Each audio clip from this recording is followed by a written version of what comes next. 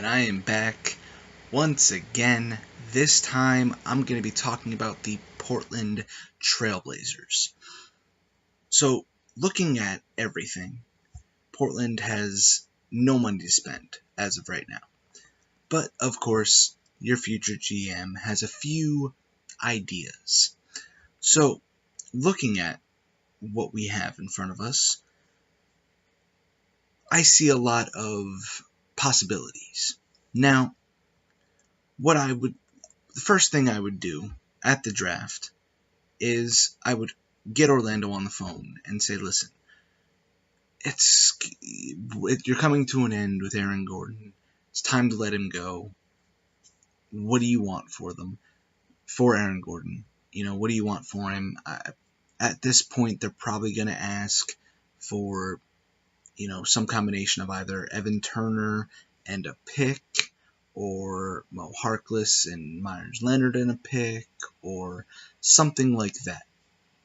We're going to go with, at this point in time, we're gonna offer Evan Turner and Anthony Simons.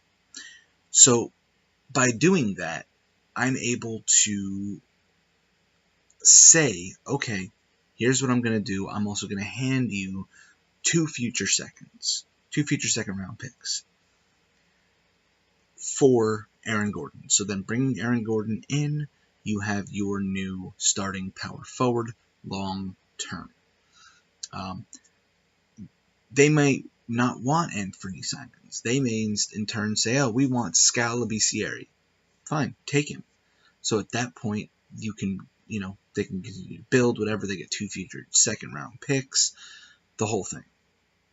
At that point, you have basically done a swap. You've been able to grab the one guy that this team has needed for a while, and you're able to do things in a way that make sense.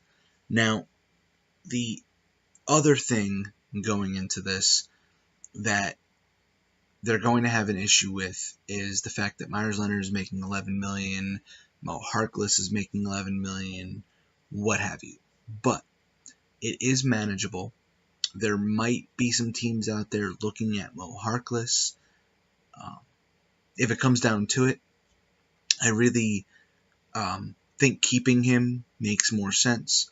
And then with that ability of still being able to go a little bit over the cap, they can bring back Enes Kanter and have that extra ability. Now, by bringing in Enes Kanter, I would probably offer him around $5 million a year. I would try to offer a 4-year, $20 million as a starting point. Might be a little bit more, might be a lot more. At this point, we don't know, but a 4-year, $20 million makes sense. But looking at the draft, and Portland has the 26th overall pick. 25th overall pick. Looking at it, they need a small forward. Now, there is two ways to go about this, and I'm going to go both ways with it. Because both of these assets are needed. So, in regards to the small forward position, I do think this player will fall. I don't see him falling to 25. He might fall to 25. I don't know yet. My mock draft, I have him falling, but I'm not really sure yet, so I might change it. But as of now, I have Nasir Little falling to 25 to Portland, and that is a perfect choice for them because he is a long-term guy. He fits in alongside Damian Lillard. He fits in alongside CJ McCollum. He fits with Aaron Gordon. He fits with Yusuf Nurkic, with Enes Kanter. He fits with all of them. On top of that, the other thing I do if I'm Portland is I bring in Rondae Hollis Jefferson. That is the best possible choice as a backup small forward to help Nasir Little get ready for the long term, for the long haul as well. That is what I would do.